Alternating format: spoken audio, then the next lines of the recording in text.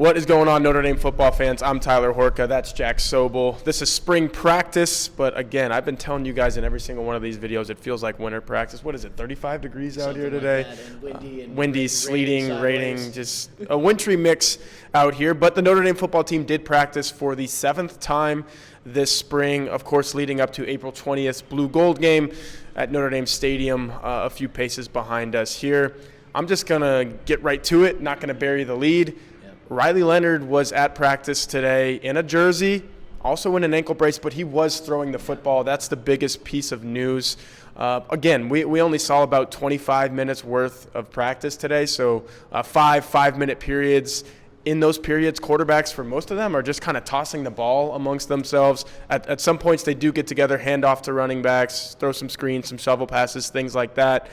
But the biggest thing was Riley Leonard was making, 10, 15, 20-yard throws. And then in the one period that we do see with the quarterbacks throwing to the wide receivers, he looked unabated and full go with that injury. Again, he's wearing a big ankle brace, so I guarantee you he probably was not taking part in 11-on-11 team periods. But as far as throwing the football mechanically, it looked like he was able to push off with that right foot. It's that right ankle that is injured that he's had surgically repaired twice now since he arrived at Notre Dame in January. So that's my biggest takeaway from watching the offense. Jack, you were watching the defense. What did you see today? Well, my biggest takeaway is how much early April weather in the Midwest sucks. But my second biggest takeaway is that, I was watching the cornerback room a little bit in their individual drills. It's interesting that when the cornerbacks and safety split off, the safeties kind of did a team run-through thing with the linebackers.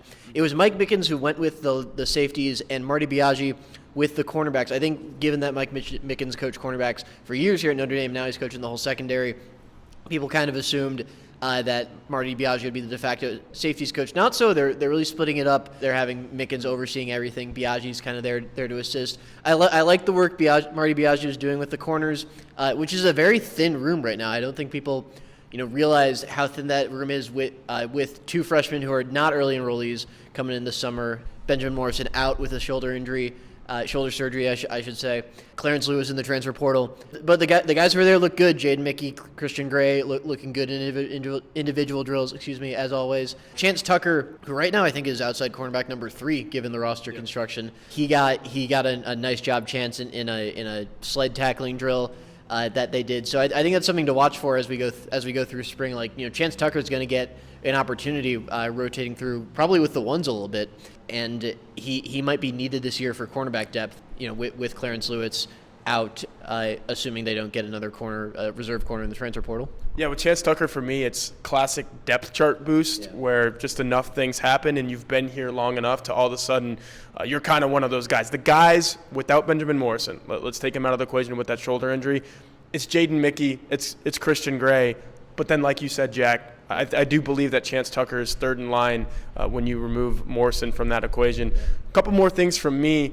I went outside and braved this weather a little bit earlier when it was even colder, probably about 8:30 a.m., to watch the offensive linemen. And, man, I could watch Joe Rudolph do a duo blocking scheme with those guys all day, just what he's saying to them. I mean, and it's not like he's some football meathead just screaming, hey, block, block, block, or whatever. It's actual intelligent stuff that he's preaching to these guys. Like hip to hip was one of his biggest things today. And when duo blocking, obviously it's a double team blocking scheme, and you're trying to open up the hole and let the running back kind of read where he needs to go. And Joe Rudolph was saying, hey, if you are an inch this way, it's not going to work for the guy behind you. So I thought that was really interesting.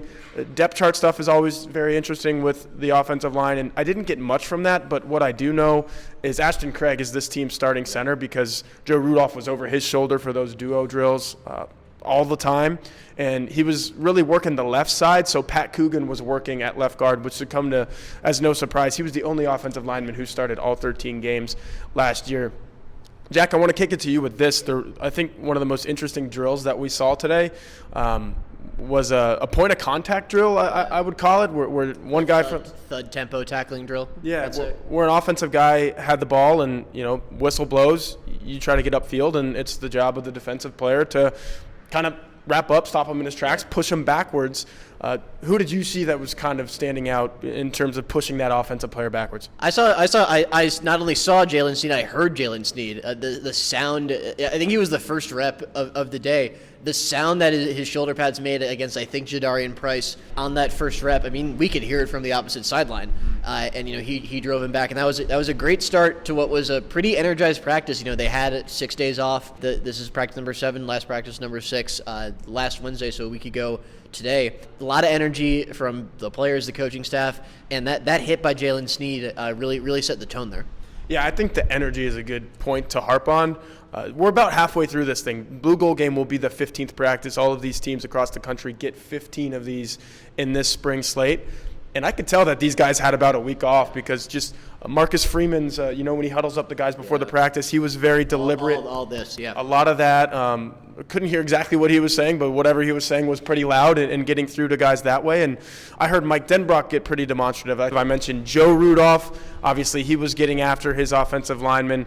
And even guys like Mike Brown, just pretty much all over this coaching staff, guys were getting pretty loud. I heard Al Golden. Did you notice anything else with the defensive coaches kind of pumping these guys up, getting them through practice today? No, I think that's it. I think the guys in the secondary, Biaggi and Mickens, they're not the most animated coaches, but they're constantly giving guys pointers, giving guys tips. They're constantly coaching, very active coaching. But you're right. Golden was animated. A lot of energy today at practice. I liked what I saw today from Notre Dame. Yeah, so that was pretty much it. Again, we watched about half hour of practice.